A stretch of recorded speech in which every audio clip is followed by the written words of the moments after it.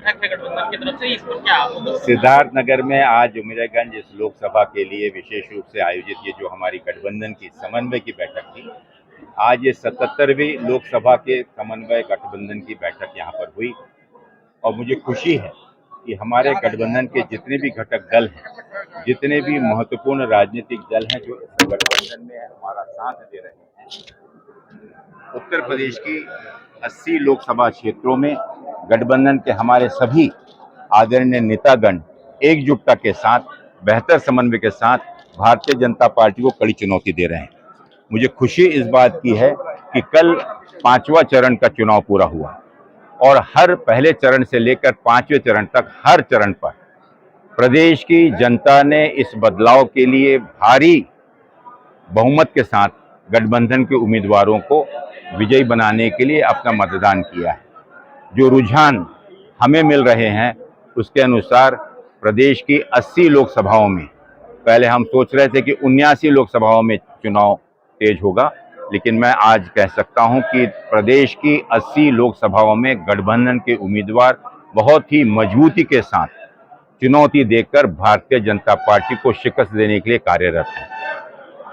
मुझे कहना होगा कि आज इस देश की जनता मुद्दों पर ये चुनाव कर रही है। वह माननीय मोदी जी के पिछले 10 सालों के कुशासन को जवाब देने के लिए और उनसे इस चीज का उत्तर चाहती है कि जो वादे, जो अच्छे दिन के वादे उन्होंने 2014-2019 में किए, इन 10 वर्षों में से कौन सा वादा उन्होंने पूरा किया और आगे किस प्रकार इस देश की आसमान छूती हुई महंगाई को वो कम करेंगे। जो महंगाई 2014 में एक सिलेंडर 450 रुपए का आता था, गैस का सिलेंडर, आज 1000 और 1100 रुपए का हो गया है। पेट्रोल, डीजल, किसानों को लगने वाली खाद, यूरिया, बीज, हर एक पे मनमानी तरीके से जीएसटी और टैक्स लगा दिया गया है। जिन किसानों को आमदनी दुगनी करने की बात की थी, वो किसान आज 2 वक्त की रोटी का भी मोहताज हो गया है। जिन युवाओं को, इस देश के युवाओं को आपने 2 करोड़ नौकरियां दिलाने का वादा किया था, इन 10 वर्षों में 20 करोड़ नौकरियां उपलब्ध करानी थी, लेकिन आज इतिहास में कभी नहीं हुआ उतने ऊंचाइयों पर इस देश की बेरोजगारी पहुंची है। अगर इंटरनेशनल लेबर ऑर्गेनाइजेशन की रिपोर्ट को हम देखें तो देश का 82% युवा आज पूर्ण रूप से बेरोजगार या आंशिक रूप से बेरोजगार है। ऐसी विकट परिस्थिति में देश की आर्थिक स्थिति चरमराई हुई है। माननीय मोदी जी सच्चाई से भटकर इस देश को मंदिर, मस्जिद, गुरुद्वारा, गिरजाघर और जाति, समाज, धर्म के नाम पर बांटना चाहते हैं। देश की जनता समझदार है। इस देश में भाईचारे को मजबूत करने के लिए, इस देश के संविधान को बचाने के लिए, इस देश में पुनः एक बार लोकतंत्र को स्थापित करने के लिए इस देश की जनता बदलाव चाहती है और आने वाले 4 जून को दिल्ली में गठबंधन की एक मजबूत सरकार स्थापित होगी।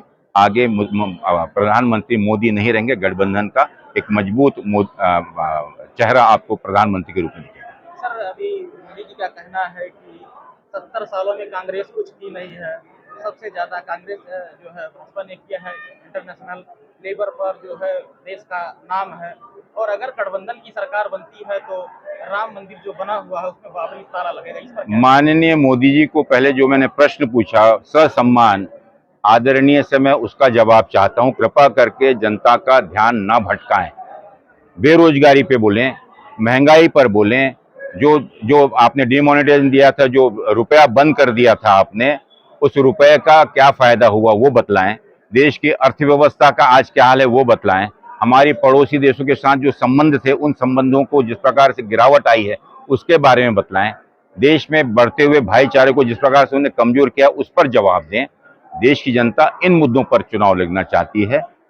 पूरा देश प्रभु राम मंदिर के प्रति समर्पित है और रहेगा और सदियों से रहता आया हुआ है। उसके लिए माननीय मोदी जी को सर्टिफिकेट की किसी को आवश्यकता नहीं है। देश की जनता आज बेरोजगारी, महंगाई और भूखमरी से बचना चाहती है। किसानों को आप क्या संरक्षण देंगे उस पर बात करिए। देश की जनता अब उनके असली रूप को पहचान गई है।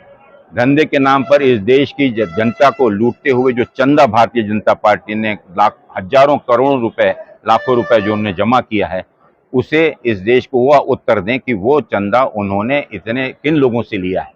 जिन लोगों ने अनैतिक काम किए, जिन लोगों ने इस देश के को लूटने का काम किया, उनसे धंधा देकर चंदे के नाम पर ये पैसा वसूल किया गया है। देश का, दुनिया का सबसे बड़ा भ्रष्टाचार माननीय सर्वोच्च न्यायालय ने इसे घोषित किया है।